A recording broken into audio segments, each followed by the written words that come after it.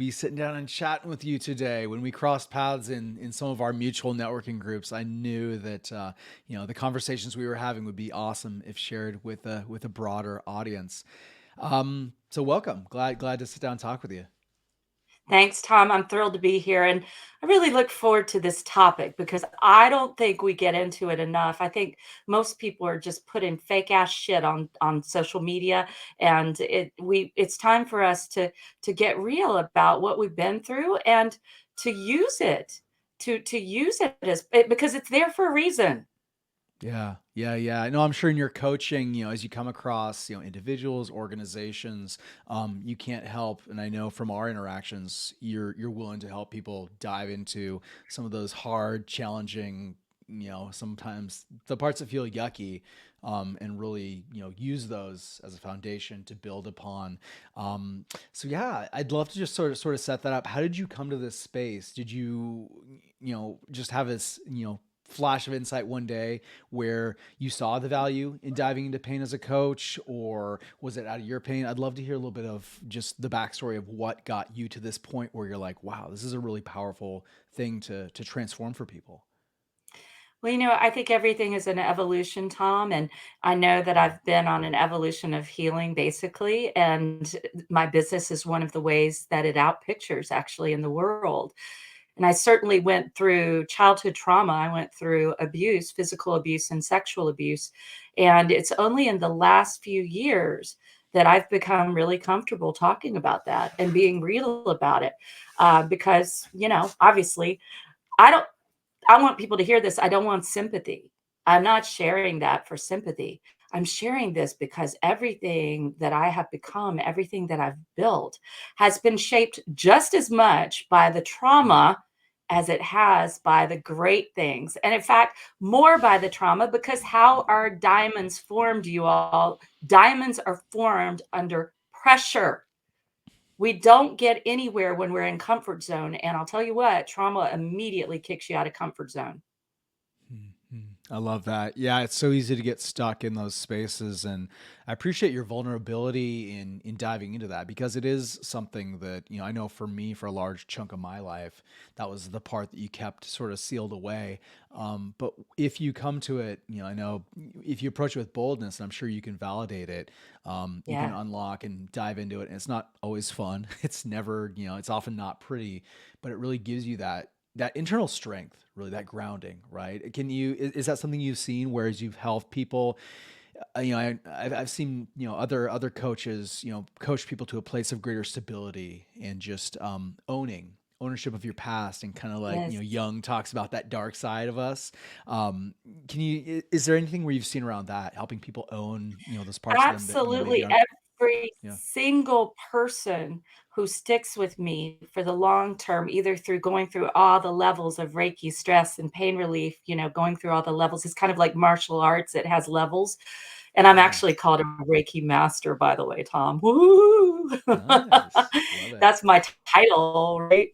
And also in my coaching, every single person who sticks with me is willing to Mm, excavate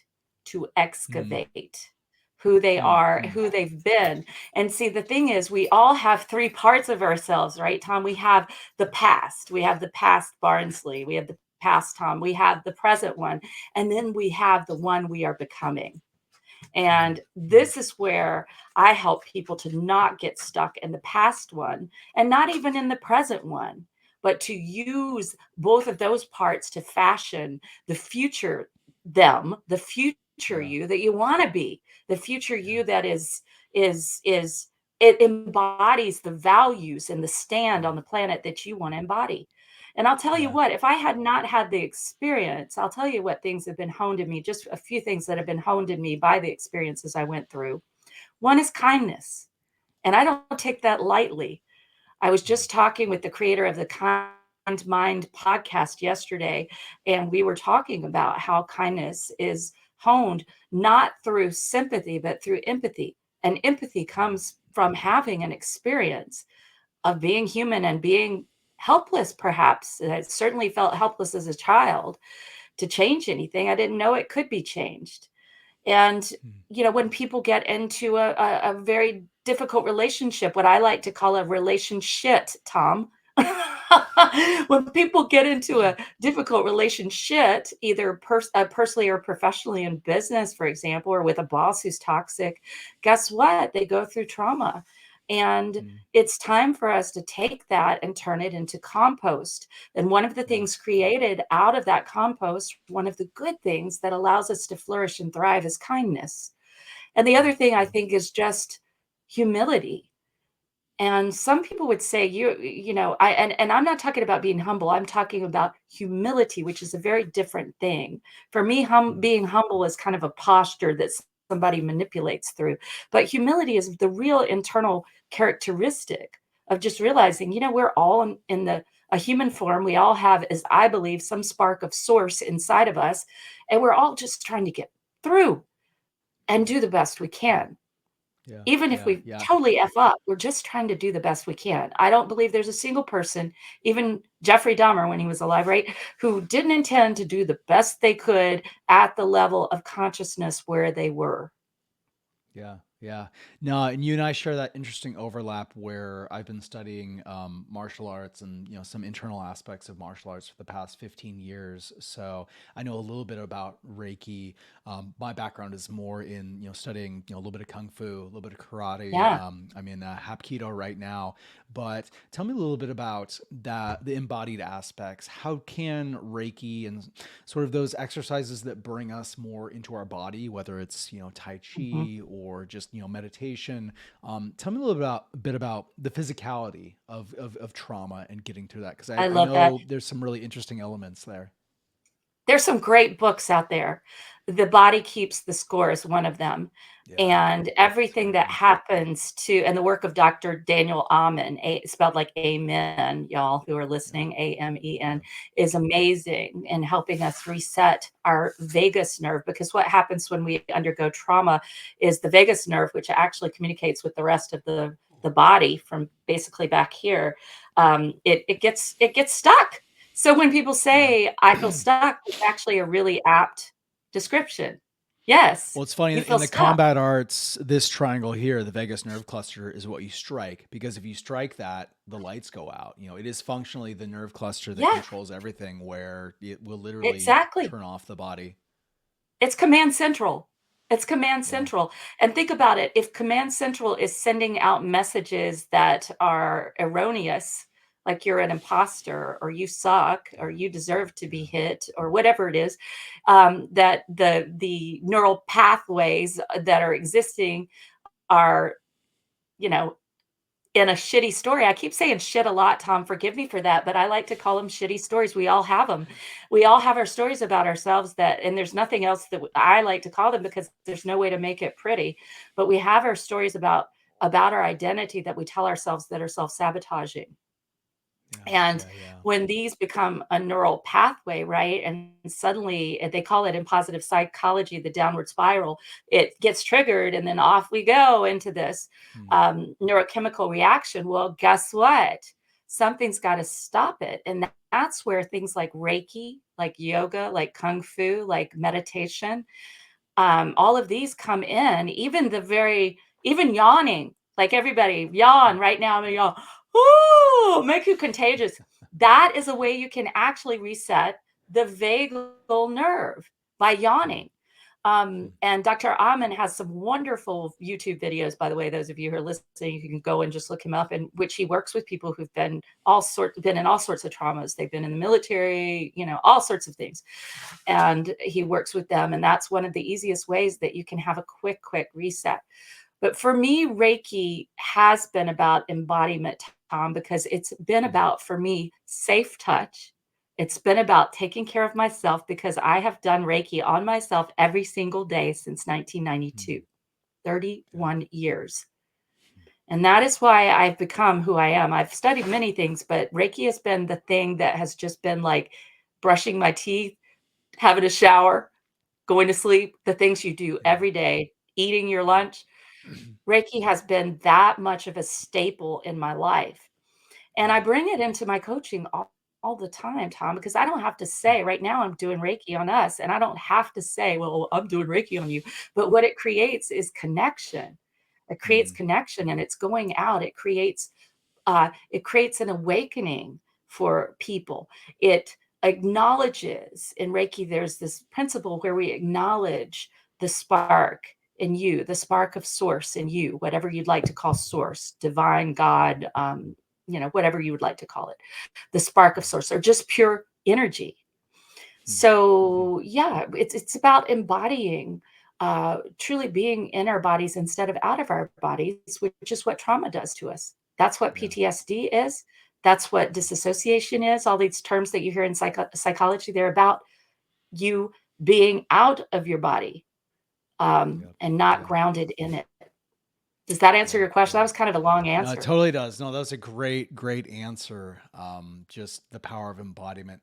I was wondering, as Yes. you've worked through your own and then worked with a wide variety of clients, male, female, various ages, is there a common through line where if someone's listening to this and they're like, okay, Dr. Brown, where do I begin? Like, is there one, if is there one Jenga block in the tower, which if I pull this, it can start a really positive cascade where, I'm tired of feeling disconnected from my body. I'm tired of, falling into these same ruts, that habitually, I Yeah. know cognitively don't take me to a good place in my relationships, in my Right. career, in my family. Is there something where you could say, hey, this one thing can just dynamically shift a situation?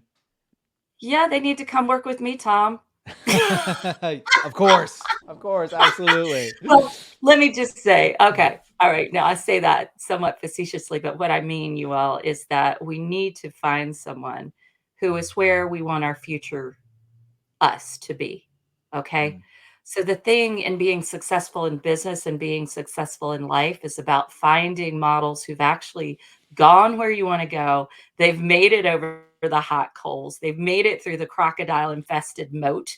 And now they are at the mm, castle, right? And they are going to make our journey so much easier, so much with so much less stress and yeah. frustration, so much less cortisol, the stress hormone. They're going to make it enjoyable. And we all need that support. And you know what, Tom, in my last online workshop, by the way, they can also come to a free workshop. I'll be sure to mention that. Put the And website up they'll there. get a lot of value there just for free. And that's my gift to everyone.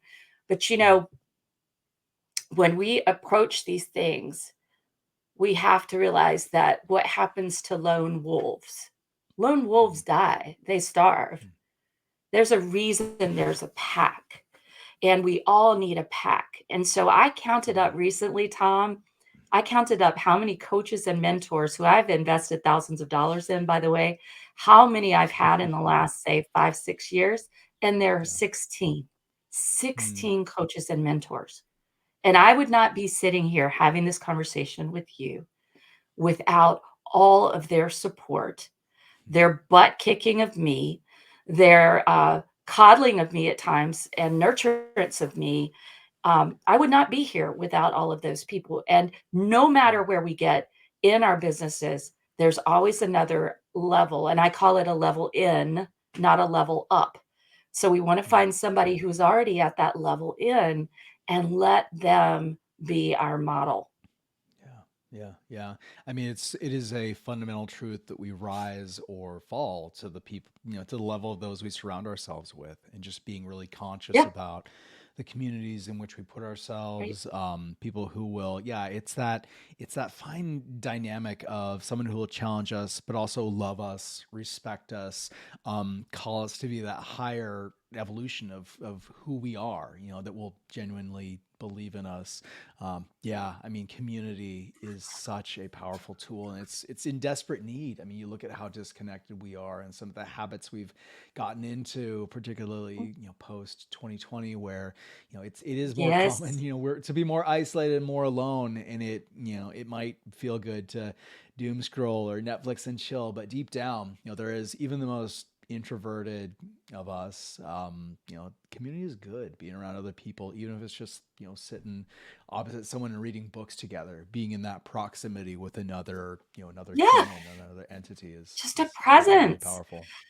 Yeah, Just a yeah. presence. A friend of mine said recently, because we were talking about relationships, and he said, well, Your animals Hmm. are, if you didn't have your animals, it would be more of an issue. And I said, yeah, I totally agree.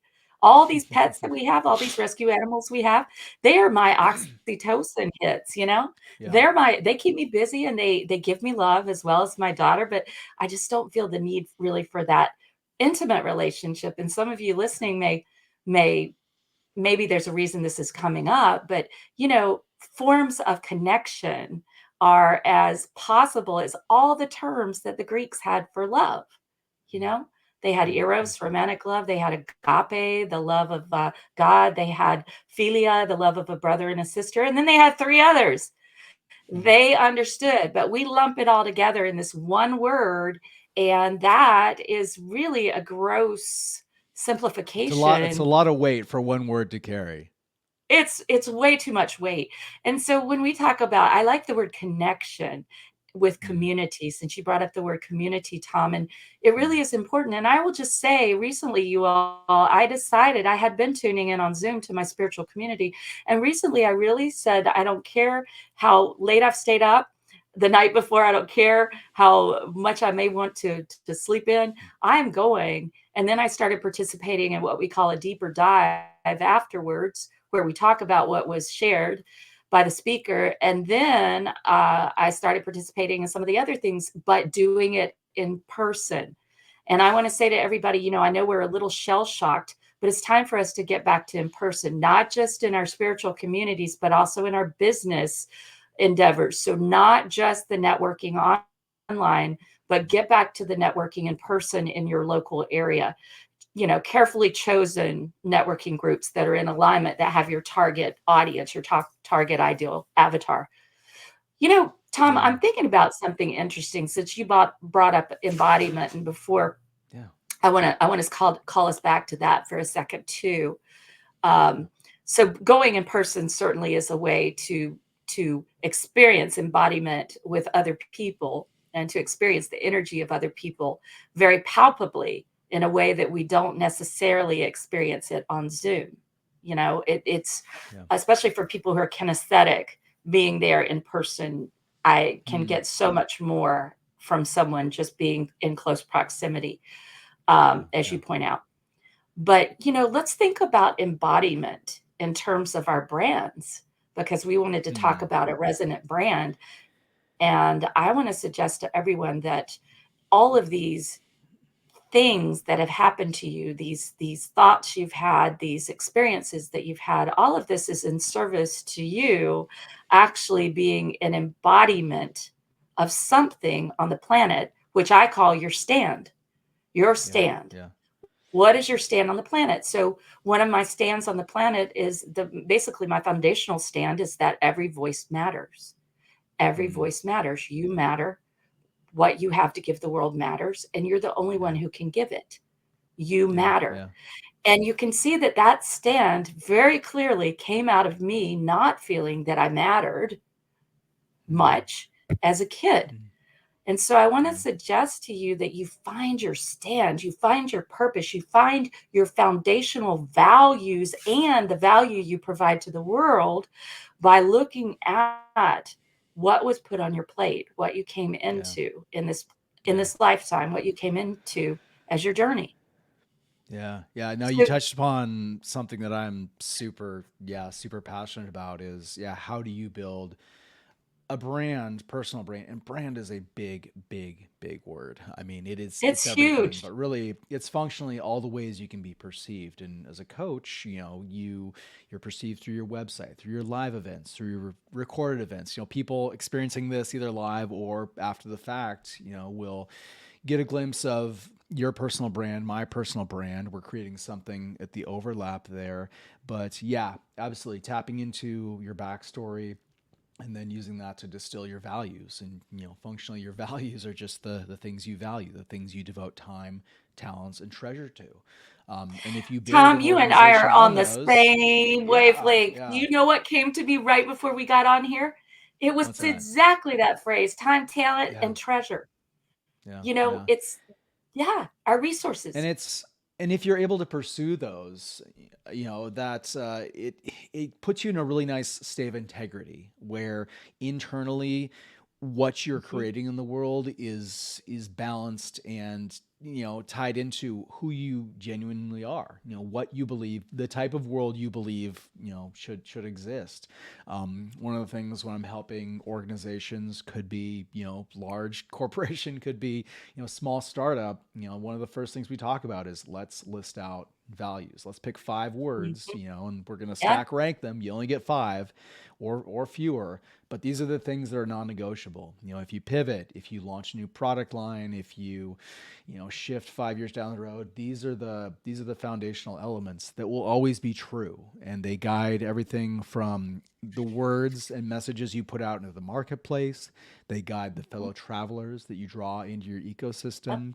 They'll guide your hiring practices, because you'll be able to check those against the people you're bringing into your orbit, your future employees, your future contractors. And I know for me, it's been just a really nice way to, acting out of integrity is just such a deeply rewarding place to manifest the world that you genuinely believe should exist. I mean, there's really nothing like it. You know what? For those people who haven't heard of it, I think human design is a very interesting system. There's a system Mm, called human design, and you can Google it, and you can find out what your design is. And I'm called a manifest generator. And so for mm, manifest generators, we really do make gut decisions. I know, Tom, in my gut, if something's a yes or a no. You could ask me, something and I would know yes or no. It would just be mm, so clear to me. And that's how I make decisions. And when I go against that embodied knowledge, that embodied wisdom, you could call it wisdom, that embodied awareness, when I go yeah. against it, that's when I have issues in business. Mm, That's when I have issues mm, in my life. So I want to say to everybody, when we're talking about branding, a lot of times people think of it in a very superficial way. They'll say, "Oh, the Nike, just do it. Oh, that's Nike." Or the little swoosh. yeah, Oh, the that's logo. Nike. Or, oh, there's the Wendy's girl. Oh, that's Wendy's, right? Those are the colors. And the reality is that those have all been strategically chosen by those companies based on those values. That how it plays out with the people I work with, Tom, because I work generally with solopreneurs or people who have maybe 50 or less employees, right? This is my sweet spot. These are the folks I Yeah. love working with and bringing them, into 6 figures and multiple 6 figures and beyond. For us, it becomes very much about what are your highest values in the world. And so for Mm, for me, fun, spirituality, family of choice, kindness, those are some of them. Lifelong learning, that's a fifth. yeah. Yeah. Sometimes I call it creativity, but it's lifelong learning or creativity depending on my mood. Yeah. Then the question is, well, how do I bring that into that internal locus of values? How do I Mm, bring that into how I present myself? So interestingly, today I remembered, oh gosh, I'm on with Tom and I've got on bright orange and this wild necklace from Peru that was given to me and these crazy earrings and it's a little funky, but then I said, but that's really me. There's this part of me mm, that is classic and can do the pinstripe if I have to, but more than that, I'm the artsy, creative, colorful person who is mm, bold and excited and passionate about life. And so you'll never see me in a pastel. You won't. And I look yeah. like shit in Yeah. pastels too. I look awful. If you put me in yellow, I look like I'm dead. But orange, it says something. Plus, it's one of our energy center colors that is all Yeah. about creativity. Yeah. So Yeah. I think, to imagine you all that even the car you drive says worlds about who you are. In Yeah. when you are a solopreneur or in small business, even to bring the internal and marry it to the external presentation is when you really become congruent. Does that make sense? Is Yeah. that making Yeah. sense? Yeah. No, you're tapping into something really interesting, which, design, the concept of design. And people hear that, they think, oh, either graphic design or interior design. But design being the intent put into something. Design is the reason the iPhone feels like walking into the Apple store, feels like, the touch of the Apple Watch on your skin. It's that consistency, that coherency. And I love your example of, clothing, the clothing you choose to wear. I did a rebrand for a technology provider in Syracuse, New York, about 15 years ago. And after we did the research, we came to them and new logo, new colorway, which is just basically the colors they use. But one of the main colors we recommended was this deep royal purple. So I always Mm, remember presenting this to this, boardroom of, white middle-aged men in suits, and showing them this, and they kind of raised an eyebrow. But then we said, look, we did the research. We looked at your competition. We looked at your marketplace. mhm. No one else is using this. So if you go to your next trade show, advertise in your next publication, you'll stand out. And they chose that. And we had a supplementary secondary color palette that was equally robust and out there. And they saw it. They were later acquired a few years down the road by a much larger provider. And they, Beautiful. functionally, it made them stand out. And there was a reason and rationale behind it. And as a commercial, when I put on my commercial graphic design hat, I know that I need to have that basis behind it. It's not like, oh, we didn't just use this color because, it looked good, or we didn't just use this Somebody liked typeface. it. You told us, yeah, I know. You told us you wanted to be seen, Somebody you're a liked it. financial services provider. You want to be seen as stable, confident, measured. These Yeah. colors, these images, this font convey that. And that's what a good strategic identity designer, graphic designer can do. They can draw that Yeah. line between, oh, here's who you are, here's who you aspire to be as an individual coach, as an organization. Here's the prescriptive photos, images, presentation to do that. And I love that you brought up Nike. I've done some work with them. We did, we Mhm. updated their guidelines around retail a few years ago. And I kid you not, it was a printed binder that thick. Just no Wow. photos, because it was so prescriptive. It was like, you will choose this Yeah. type of talent. You will light it this way. You will capture it from this angle. You will Yes. put this type of treatment on it. And Consistency. that's why consistency. And that's why when you see a Nike produced photo, that is a Yeah. Nike photo. Like, it just We looks, don't have to see you the can't swoosh. really, you almost can't name it. It just has that feel that That is je ne Nike. sais It quoi. has Nike-ness. Yeah, yeah. And that takes a lot of effort and a lot of work. It doesn't just magically happen. It doesn't fall off the back of the turnip truck. It's It's because strategic. many, many people put lots of energy into doing that. Yeah, yeah. It's very Tom, strategic. I have to say something. Okay, now look, can we Yeah. blow everybody's mind a little bit? Is that okay? Let's Can we do let's this? do it. Let's All do right, it. so Let's when do you're it. talking about color, all right, so y'all Hmm. can see a little bit of the colors in my home. I have 2 large home offices that I'm in one of them, but I have bright colors all over my house, right? And I have people come to my house regularly for Yeah. workshops. Sometimes we do our work on Zoom, sometimes they come in person. But every color has a vibration. Now we know this Hmm. from physics. Think about that. Every color has a vibration. And every color, if you study color theory, every color creates a physiological effect in the body. So I want y'all to think about it. Fast food restaurants, what are the colors that they use typically? Red, yellow, orange. Think about it. Those are the ones red, yellow, orange. Why? Why do they use them? Yeah. Because when you walk into McDonald's and you get in there, you're going to get out of there fast because it creates a physiological, frenetic kind of, or just pumps your blood faster. They're physiological things that happen to you in that Yeah. red, yellow, and orange environment that say you got to get out of here, eat and Yeah. go, which means what? They can have more turnover, which means what? They can have more business. Now think about Yep. it, you all. When you go into a nursing home, right? What color do you see? Not red, yellow, and orange. You see pale green, you see pale blue. If you ever go into a mental institution to visit someone, maybe I hope you don't go there for yourself, but if you need to, go. Let me just say, just go. Um, if you need to, not of shame in that, but always it's those calming colors, those greens and those blues, because the physiological effect is it brings the heart rate down, it slows Right. the respiration, and it creates a feeling of calm. So Hmm. think about this with your brand. And certain colors are associated. I know the color burgundy. I love the color burgundy. It's in my branding colors. I have like a burgundy and a salmon. So I'm Yep. really not off my branding colors. This is just like a brighter version of it. And Yeah. a royal blue. Those are my branding colors. The salmon brings in a more feminine feel because even though I work with men, I do work more with women overall. Hmm. And the burgundy that I was attracted to, guess what? Studies show that the most highly educated people resonate with burgundy. All right. Now you can find this, you Yeah. all. You could go on the web and Yeah. read studies, Yeah. make sure you have a good, good source. So everything you are basically, when you have a business, when you embody your values in a business, what you're doing is translating what's inside of you in a way that somebody could see the outside and say, "Oh, I get it, and I like Yeah. that." Yeah. And they could Yeah. also say, "I get it, and, she's not for me. She cussed. She said shit 4 times during this interview. Oh my god, how could she do that? She's a woman. She should not curse." And, Mm.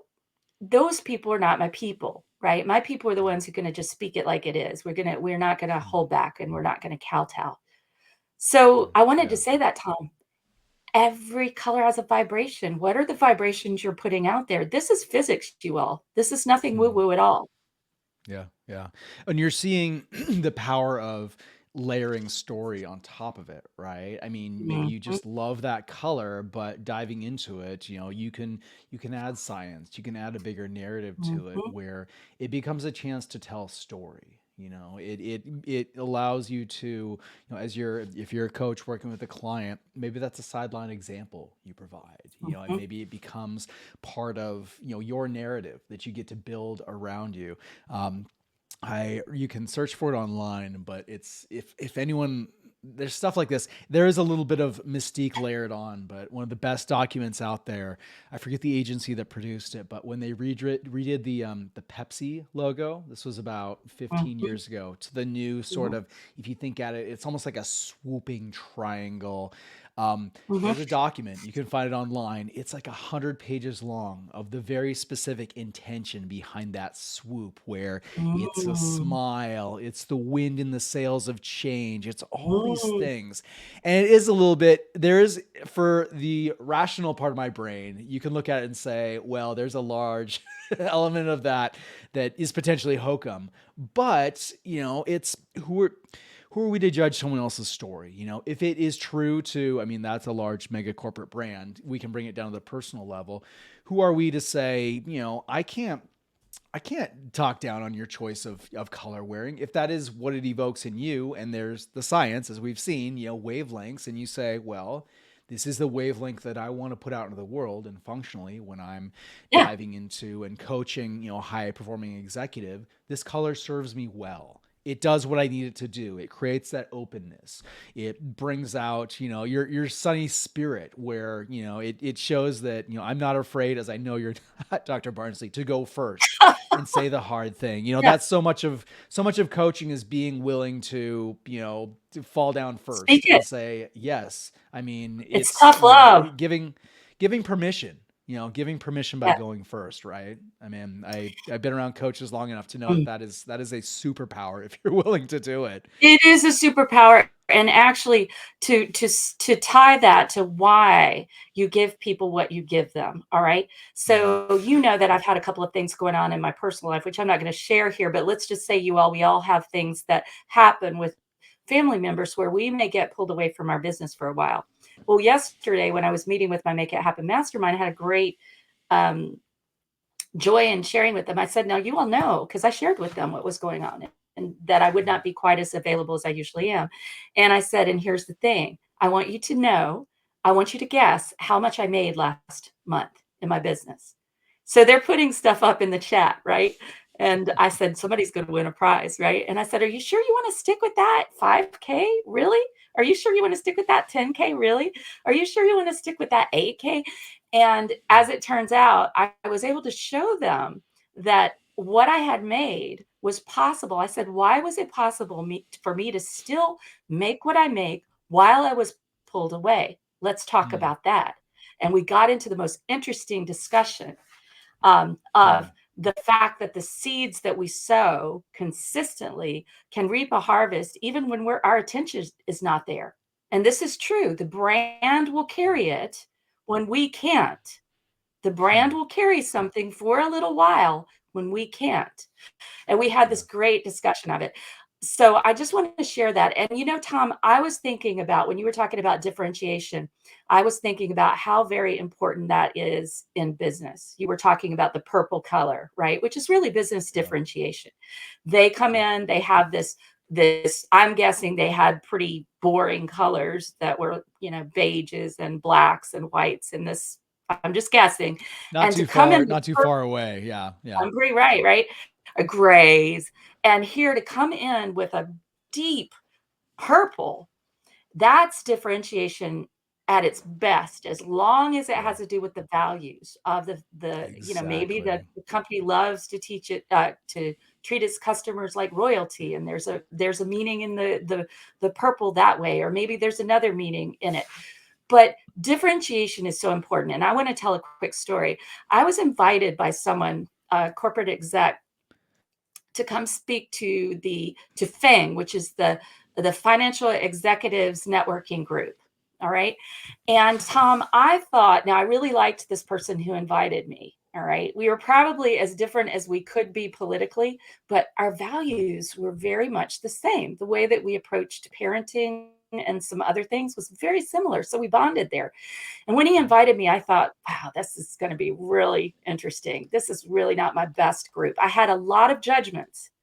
It's Mm. mostly men. There might be one or two women there.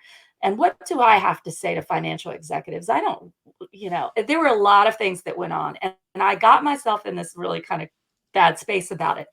And then when Mm. I went to get dressed, Tom, I pulled out the pinstripes that I still had in my Mm. closet. They still fit. That was good. And I pulled them out and I thought, okay, this is probably what I should wear. And then I had Mm. this moment, Tom. I had this moment of reckoning. And I said, Barnsley, Dr. Barnsley, Dr. Barnsley, you are not wearing this. You are Mm. wearing what you love. So I put on this really interesting, very expensive black coat Mm. that had embroidered flowers up and down the sides. And it was just unusual. It was very classy, but it was one of a kind. And I Yeah. wore that. Mm. And I also, Tom, I did not do lecture format. I had these guys get up and do improv comedy, improvisational work as I taught them about the secrets to savvy networking. And Yeah. it was a hit. They Mm. told me later there were only two women in this huge packed room. There was nowhere to sit. Actually, there were no seats left. They told me yours was our favorite presentation all year. We loved your presentation. Now, Yeah. why did they love it? I'd love to say it's my shining wit, my charm, blah, blah, blah. It was so very different. Mm. Plus, I really stood in my power, and my power is getting people to get up and experience, have a learning experience, and to get every voice to speak. Mm. That is my power in presentations and facilitation. Yeah. Even when I Yeah. did a keynote for 1,500, Tom, I had them making beautiful paper airplanes, and they had to throw the airplanes with something written inside and have an accountability partner in a convention center with 1,500 people present. And I got a standing Mm. ovation, but I stood in Yeah. my power. So I really want to say to everyone listening, you've got to really come to a moment of reckoning with yourself and ask yourself what feels true to you? What feels true to you? And I wanted to ask you, Tom, when you spoke to those people in that boardroom about the purple, what were you wearing out of Mm. curiosity? Oh man, Do you that remember? yeah, I couldn't even tell you. It was so long ago. But you brought up something really interesting, and in my in the realm of marketing, positioning. So figuring out Yes, where you fit. The marketplace is crowded. Will always be it's crowded. glutted. There's a lot of other Yeah. competition. Yeah. So being able to say, okay, this is where one of the exercises I enjoy doing is okay. Let's make an XY plot. Let's figure out where you fit on this. Let's pick Mhm. a factor to represent each of those axes, and then who are you closest to, if who are you in competition Mhm. with, and let's figure out Yeah. where you fit. And the other thing, you mentioned going to that event, figuring out what you're going to wear. We each, by nature of just, the container in which this soul is wandering around in, we come to a Yeah. room with certain, we will be perceived before we even open our mouth. I mean, we'll be perceived in a certain Yeah. way. And the power of working against that, whether, there are certain cultural conceptions. Humans are stereotyping machines. It's not good or bad. It's just our brains need to preserve glycogen. So we like putting things in boxes, and it's Yeah. just what we're wired for. So when we meet someone, we're kind of anxious, until, we can say, okay, oh, I can file them away here. It's something we can train and grow our ability to be more flexible around filing people. But your story was really fascinating in that, you show the power of going against standards, going against Mhm. dynamics. Where you and I are in Expectation. very expectations. You and I are in very different regions of the country. Me being on the West Coast, you being more in Mhm. the East Coast. Southeast. So Yeah. that has a certain conveyance, and changes the room into which you can walk. So all that to say, being aware of how we're received, and and sometimes it can be difficult to read the label from inside the bottle. That's where having that trusted group of friends who are willing to speak Mhm. truth and say, hey, Dr. Brown, I see you like this, or this is the way you come Yeah. across, and it's not good or bad. It's It's information. you. It's So I wanna information say you can something use. about Yeah. region that you brought up, Yeah. Yeah. Tom. Yeah. This is really powerful. Okay, now Yeah. this is kind of funny. I've spoken for a community in California for a long time, all throughout COVID. They had me coming in to speak to them over and over and over again, and from Santa Hmm. Rosa, California. I just loved them. I never met them in person, ever, and in Yeah. Oregon. But see, Yeah. people will guess. They'll say, "Are you from New York?" I am from North Hmm. Carolina. Let me just be clear. I am from North Carolina. But I do not. Yeah, in some ways, I might be a Southern woman because we do have a way that we can we can, as my mother would say, we could say the thing. We can put the nail Yeah. on the head there, but there's a Yeah. Yeah. specific way she says it. Um, Hmm. and we can use just one little turn of phrase like bless your heart, and we've just brought somebody down to here. You just put it at the beginning or the end of the sentence, and then you can say what other any bad thing you want to say in between. Like, bless his Yeah. heart. Did you see he was drunk at church? Or, oh, she just Yeah. is in her third marriage. Bless her heart. So I am very different from most, I would say, for most women in this area. And Hmm. since I began going and networking globally more, my Yeah. friends are all over. They're in Chicago, they're in New York, they're in these different places.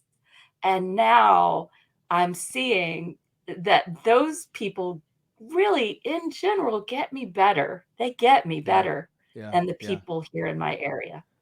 There is power And in strategic yeah, transgression, knowing how, yes. someone who looks like you would be received. And yeah, maybe you flip that on its head, or you zig where everyone's like, oh, she's going to zag. And that can literally become, yeah, that becomes how you're known. That becomes your hook. That makes you stand out, from the crowd.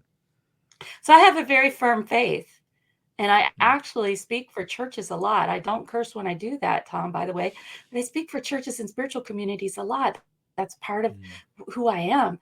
And I don't have any problem dropping an F bomb if need be when it's the way something needs to be expressed because it can't Some be made churches, if nicey you nice. drop an F bomb in church, you will have an effect. I assume.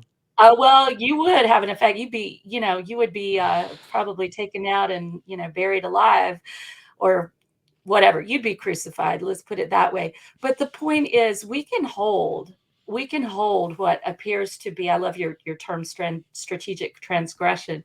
We can we can kind of toe the line on one thing because I very much believe in faith, but it's more a mystical faith that I have, and Hmm. we can connect with people there. But then we can be over here and we can be like Tony Robbins and use the F bomb to get people out of their comfort zone. So we can do Hmm. both. We can hold this duality. And so I Yeah. would say Yeah. to people, it's never just as simple as a transgression. There are gradations happening there because in some ways you are finding a point of intersection with other people, with your ideal clients, with your JV Yeah. partners, with your affiliates. You're finding that point of intersection. But then in other ways, you're differentiating yourself based on your locus Yeah. of value. and Yeah. both are Yeah. necessary, right? We need both. I have this I have this vision of your core unchanging. There is an Mhm, element of you that will never be transgressed. But outside of that, and you think of layers of an onion mhm, or, an M&M with a center, that's a little more fungible. Like it'll work, it'll adapt, and that makes you and any coach, any consultant, anyone in life better able to walk into more situations, more rooms, more. And wouldn't this mhm. world be a little bit better place if, maybe we found ourselves in rooms that were, widely varying, different perspectives, different thoughts. Yeah, I think we could all probably stand to be a little more malleable You while know not what, Tom? compromising on those core nuggets. Yeah. Yeah. That's Yeah. that's something people say, to me a lot, and I really Mm, take it as such a compliment. They yeah. say, because I've spoken to audiences where I was the only quote unquote, and I don't even believe in this because it's a construct, Yeah. white person, right? And was loved. I've spoken to Mm, all Latino audiences and was loved. I have mm, traveled widely in many countries and always felt at home. But I realize, and this is when we go back to my fundamental value that you matter, every voice yeah. matters. That when you strip Yeah. away the skin, underneath, we're all the same. And to Mm, take us back to what we were talking about earlier about pain and yeah. transmuting your pain into power and into a purpose for your life and for your business, when you sit down and talk with somebody, I mean, really talk and excavate and Mm, really get present listening, not thinking about what am I going to say, but really listening, you will yeah. find that every person has some sort of story of deep suffering and pain Yeah. because it is Yeah. part of who we are on this planet. Yeah. And Yeah. when we can come into, and coaching, by the way, is about that kind of listening. There is Yeah.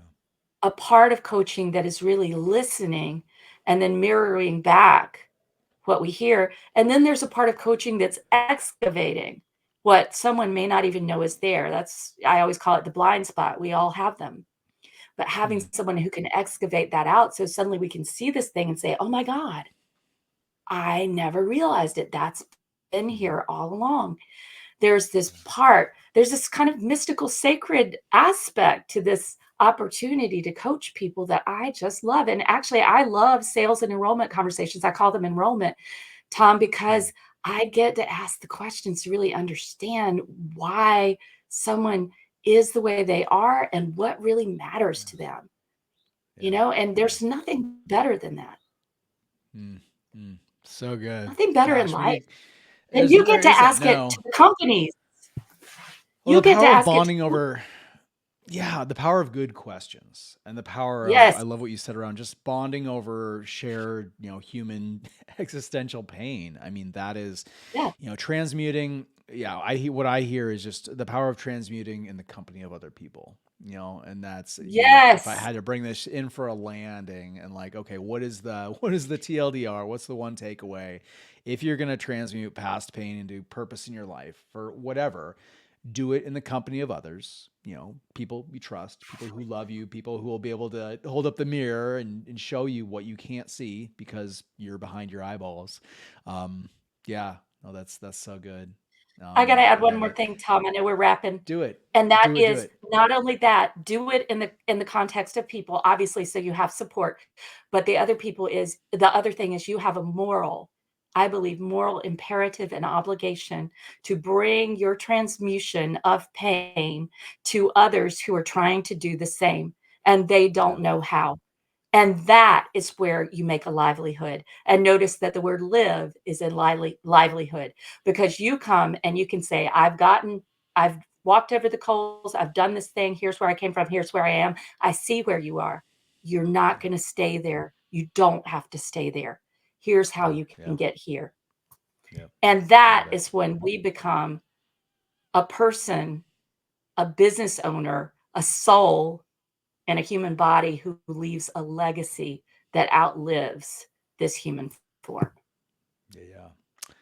I can't add anything to that. Man, we got deep, Tom. Man, I know that's I love it.